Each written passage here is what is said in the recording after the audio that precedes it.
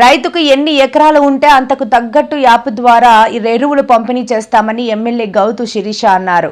శ్రీకాకుళం జిల్లా పలాస మండలం టెక్కలి పట్టణంలో రాయితీపై వరి విత్తనాలు ఆమె పంపిణీ చేశారు. ఆ సందర్భంగా మాట్లాడిన ఆమె వైకాపా మాటలను నమ్మొద్దని రైతులకు చెప్పారు. రైతన్నల కార్యక్రమం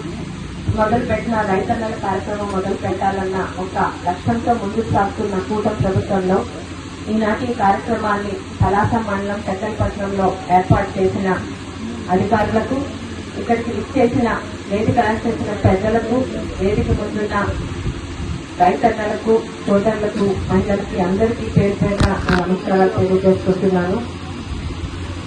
మాటలు కాదు, చేతల్లో చెప్పిన ప్రతి కార్యక్రమాన్ని నిర్వర్తిస్తున్నారు చంద్రబాబు నాయుడు గారు. ఈరోజు ఇక్కడ ఇంతకుముందు పెద్దలు మాట్లాడారు. నా గొప్పదనం కాదండి, పరిగెట్టించే నాయకుడు ఉంటే ప్రతి ఒక్కరూ పనిచేస్తారని నిరూపిస్తున్నారు ఈరోజు చంద్రబాబు నాయుడు గారు కానీ అధికారులు కానీ. ఇదే అధికారులు ఒకే ఉదాహరణ, గత 5 సంవత్సరాలలో మంత్రిగా ఉండి వంశధార నీరెందుకు రాలేదయ్యా అంటే పక్కన ఏదో కాకమ్మ కబుర్లు మింగలేక మంగళవారం కబుర్లు చెప్పిన వారికి ఈరోజు మరి అదే అధికారులు ప్రభుత్వం మారింది. ఒక ఎమ్మెల్యేగా 2 సంవత్సరాలు తీసుకొచ్చారు, ఈ సంవత్సరాలు కూడా తీసుకురావడానికి కారణం ఏంటి అంటే పని చేయించే ముఖ్యమంత్రి ఉంటే అధికారులు కూడా పరిగెడతారన్న దానికి ఇది ఒక్కటే ఉదాహరణ చెప్తున్నాను. అన్నం ఉడికిందా లేదా అంత చూడక్కర్లే, ఒక మెతుకు చూడొచ్చు అన్నది ఇది ఒక్కటే కారణం. ఈరోజు రైతులు ఏ పార్టీ వాళ్ళన్నా కానీ మనకి అన్నం పెడుతున్న రైతన్నలకి మంచినీరు అందించలేని ప్రభుత్వం అదొక ప్రభుత్వం అండి. గతంలో ఉన్న వైసీపీ ప్రభుత్వం సంక్షేమ పథకాలు ఇస్తున్నాం, మీకు నీరు ఇవ్వాల్సిన అవసరం లేదని మాట్లాడారు. సంక్షేమ పథకాల వల్ల నోట్లోకి వేలు వెళ్ళాం. రైతన్న పండిస్తేనే మన అందరం అన్నం తినేది.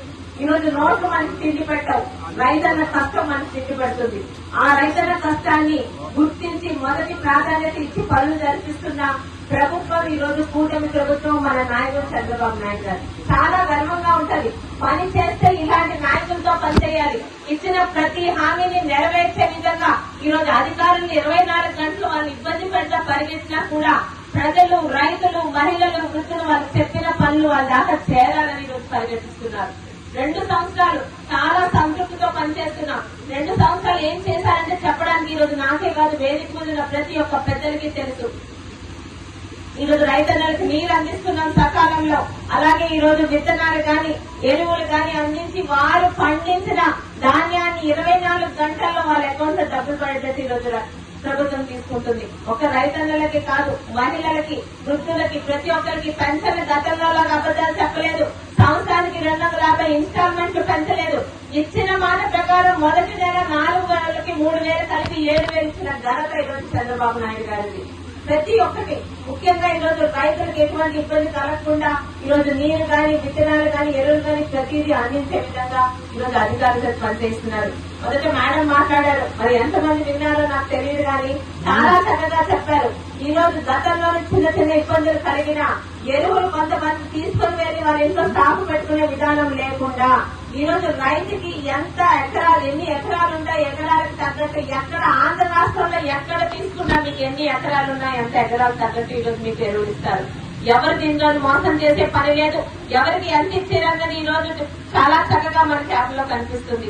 అలాగే మీకు కూడా చిన్న చిన్న మార్పులు ఈ రోజు మన తాతలు, తండ్రులు చేసిన పద్ధతిలో కాదు, తక్కువ కష్టంతో ఎక్కువ దిగుబడి వచ్చేలాగా మనకు కాస్త ఎరువులు తగ్గించి ఈరోజు ఒక అలవాటు పడిపోయాం. చాలా మంది మా ఆడపిల్లలు ఉన్నారు కాబట్టి చెప్తున్నాను. గతంలో పచ్చడి చేయాలంటే రుబ్బులతో రుబ్బి చేయాలి, ఈ రోజు 5 నిమిషాల్లో మిక్సీ చేసేస్తున్నాం.